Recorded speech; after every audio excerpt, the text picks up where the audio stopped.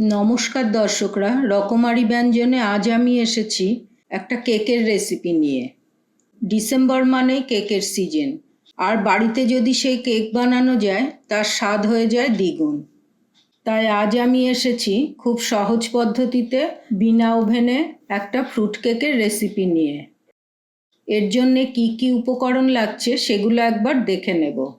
নিয়েছি 2 কাপ ময়দা, 4টে ডিম, নিয়েছি 200 গ্রাম বাটার, নিয়েছি 1.5 কাপ গুঁড়ো চিনি, নিয়েছি 1 teaspoon vanilla essence, 1 tablespoon baking powder, আর সঙ্গে নিয়েছি কিছু ড্রাই ফ্রুটস।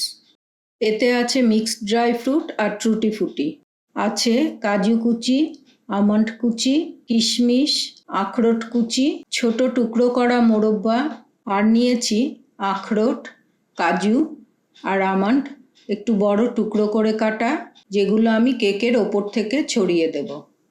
তাহলে চলুন দেখে নিই কেকটা কিভাবে বানাই। প্রথমেই আমি গ্যাসটাকে অন করে একটা মোটা বেসের প্যান বসিয়ে নিচ্ছি। প্যানটাকে একটা ঢাকা দিয়ে গ্যাসের ফ্লেমটাকে লো টু মিডিয়ামে রেখে এটাকে প্রিহিট হতে দেব, আর ততক্ষণে আমি কেকের ব্যাটারটা বানিয়ে নেব। নিয়ে নিলাম একটা বড় পাত্র, এতে দিয়ে দিচ্ছি বাটার। প্রথমেই বাটারটাকে ভালো করে ফেটিয়ে নেব। আমি এখানে হ্যান্ড মিক্সার ব্যবহার করেছি, আপনারা চাইলে হাত দিয়েও ফেটিয়ে নিতে পারেন। এবার আমি এতে অল্প অল্প করে চিনির গুঁড়ো মেশাবো আর ফেটাতে থাকবো। মনে রাখবেন, রুম টেম্পারেচারে রাখা বাটারই এখানে ইউজ করতে, না হলে ফেটাতে অসুবিধা হবে। এটা আমি ততক্ষণ ফেটাবো যতক্ষণ না বাটার আর চিনি একসাথে মিশে যাচ্ছে আর মিশ্রণটাও হালকা হয়ে যাচ্ছে। এটাকে আমি 7-8 মিনিট ধরে খুব ভালো করে ফেটিয়ে নিয়েছি, আর এর কালারটাও অনেকটাই চেঞ্জ হয়ে গেছে। এবার এতে আমি একটা একটা করে ডিম দেব আর ফেটিয়ে নেব।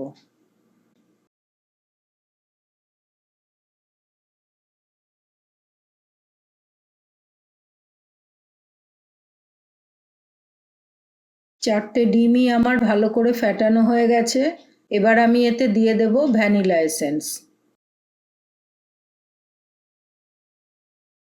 এটা ভালো করে ফেটানো হয়ে গেছে। এটাকে আমি সরিয়ে রেখে শুকনো উপকরণগুলো রেডি করে নেব। নিয়ে নিচ্ছি ময়দাটা, এতে দিয়ে দিচ্ছি 1 টেবিল স্পুন বেকিং পাউডার। এটা আমি ভালো করে মিশিয়ে নেব। এটা ভালো করে মেশানো হয়ে গেছে। এটাকে আমি এবার ব্যাটারের সঙ্গে মিশিয়ে নেব। এবার 1 চামচ করে এতে ময়দা দেব আর হালকা হাতে মিশিয়ে নেব। এটা এখন আর বেশি ফেটানো যাবে না, বেশি ফেটিয়ে ফেললে কেকটা আর ফুলবে না। আমি যেমন অল্প অল্প ময়দা দিয়ে মেশাচ্ছি সেভাবেই মেশাবেন, একবারে বেশি ময়দা দিয়ে দিলে মেশাতে অসুবিধা হবে।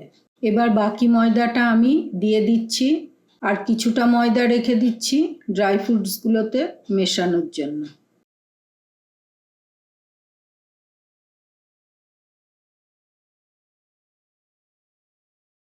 পুরো ময়দাটা আমি মিশিয়ে নিয়েছি, আর ব্যাটারটা এরকমই গাঢ় হবে।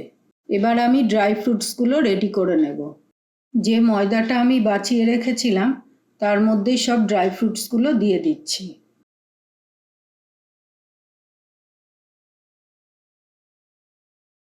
কিছুটা আমি বাছিয়ে রাখছি কেকের ওপরে দেওয়ার জন্য। ড্রাই ফ্রুটসগুলোকে আমি ময়দাতে খুব ভালো করে মিশিয়ে নিচ্ছি, তাহলে আর এগুলো কেকের নিচে বসে যাবে না, তাই অবশ্যই এটা করতে হবে। এবার এগুলোকে ব্যাটারে দিয়ে মিশিয়ে নেব।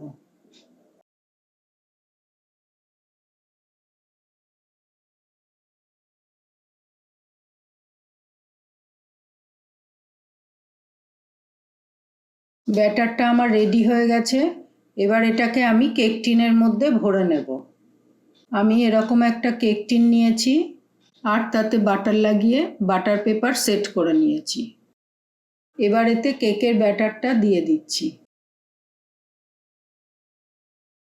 এতে আমার পুরো ব্যাটারটা লাগবে না, বাকি ব্যাটারে আমার এরকম আর একটা কেকও হয়ে যাবে।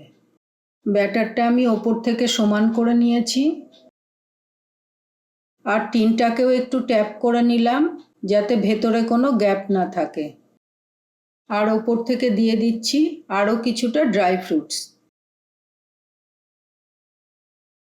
এটা রেডি হয়ে গেছে। এবার এটাকে আমি প্রিহিটেড প্যানের মধ্যে সেট করে নেব।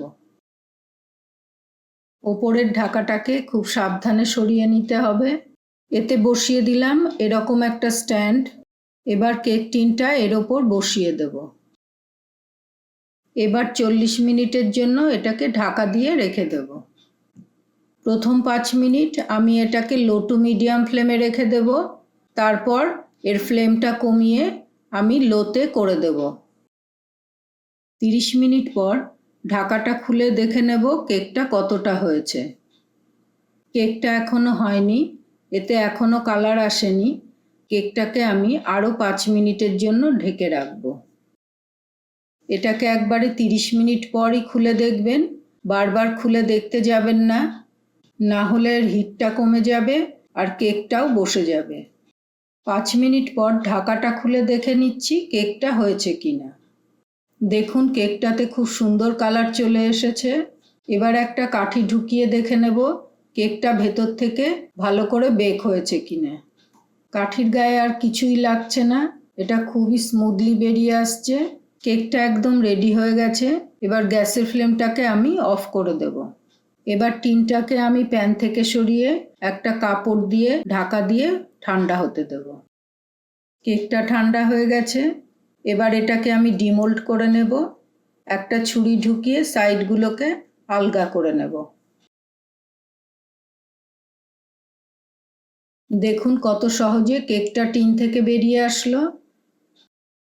আর টিনটাও একদম পরিষ্কার রয়েছে। এবার এটাকে স্লাইস করে দেখাচ্ছি কেকটা ভেতরে কেমন হয়েছে।